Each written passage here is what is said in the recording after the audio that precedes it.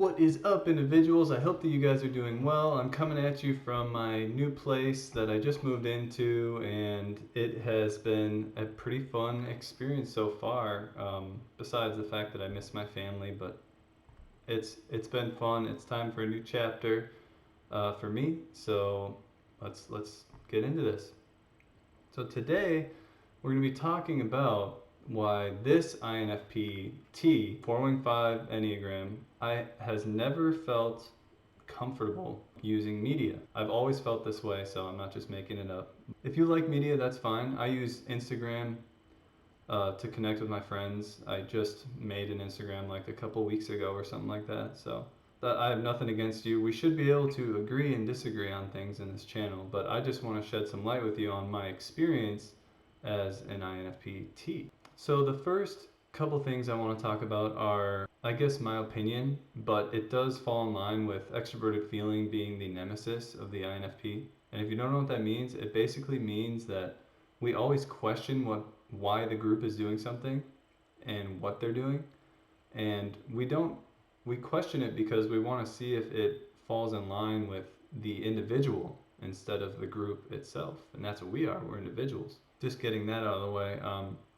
I find that throughout my life, using social media there's different types of groups having conflicting values. That is really,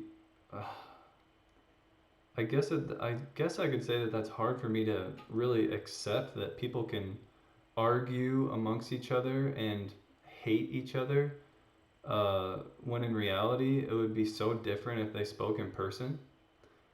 And I'm also, an INFP is a mediator.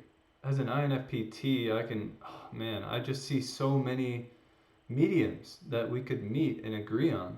And seeing these groups fight amongst each other and being so toxic and so mean and cruel to each other is pretty tough for me to handle. Honestly, there is a lot of negativity on media, and I don't know what it is, but I swear I can like feel how people feel even from just a text, or I swear I can get their thoughts or their theories or whatever it may be that they're thinking or where they're at in their life.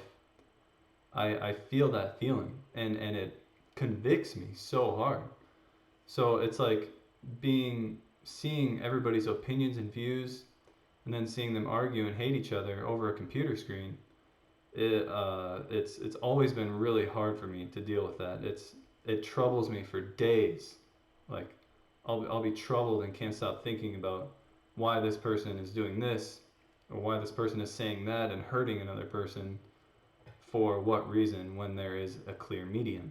I hope that I described that well. But my experience with Instagram, just getting it recently, kind of showed this to me too, but in an empathetic way. So when I got Instagram, for the first couple days, I didn't know it, but I saw all my friends, and then I started to see into their lives, and it disturbed me so bad. It messed me up so bad because I'm so empathetic that I can't help but feel the feelings of other people. And then I start to dive into their lives in my head, and think about their life and think about all these things about their life and why they do this and why they do that. And that's just with one person. Like imagine 100 people, 50 people, 200 people, 3, 4, 5. Each individual person, for me at least, I think about their life so much, even just from seeing a simple photo. That's called information overload. That is like a lot of information to handle for one person. Yeah, it's tough for me to deal with that. So I had to turn off my messages, my notifications. I had to hide some people's stories because I couldn't see them. I couldn't deal with it. I was like, this is too much for me. I can't deal with this already. It's been like 3 days. Also, when people are hurting and in pain, and I see that, I'm just kind of like, oh, and then I feel that pain, and it messes me up for quite a while. And you just can't have that in your life if you want to be productive and stuff, you know? Another thing that I want to touch on is just the lack of authenticity and general fakeness with social media. It honestly, it drives me nuts. I'm just gonna say it. It drives me nuts. The way that people post selfies and they're always, I mean, I post some selfies too, but when it's every single day and it's, you know, saying a caption like some sort of depressing sentence, or and then you meet them in person and you're like, I don't think that they're like that. I don't think they're feeling that way. And just the fact that people can be so a whole nother person over a computer screen than what they are in actual real life. And then knowing that they don't try and fix those things, they just keep staying in this spot of of negativity. And it's like I know the answer, like, hey man, you need to start fixing your life, dude, or you're gonna keep being miserable like this. Why do you stay like this? And I think that I think the sad truth is that people like to be like that. They like to they like to stay in that zone because it gives them popularity and clout. I can't handle that. I know you guys are probably like, okay, he said there was going to be nothing negative, but hey, this is how I feel and this is what I see, and I must describe this to you because it's important. I guess this is more of an authentic reason, but for me at least, just looking at media and Twitter and Facebook, it's like this is not how human beings have been intended to live, and how they have survived and made their way on this earth for millions of years. That's hard for me to handle too. Just think about media, right? For the past maybe 50 years, not even, we've all of a sudden become obsessed with media as a society and obsessed with posting selfies and making everything about you, when in reality, that's really unhealthy for you, and that's really, honestly, narcissistic.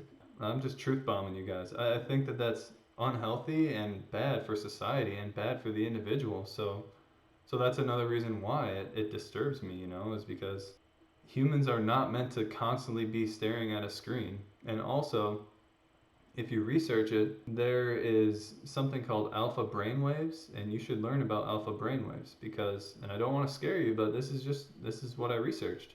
This is the truth.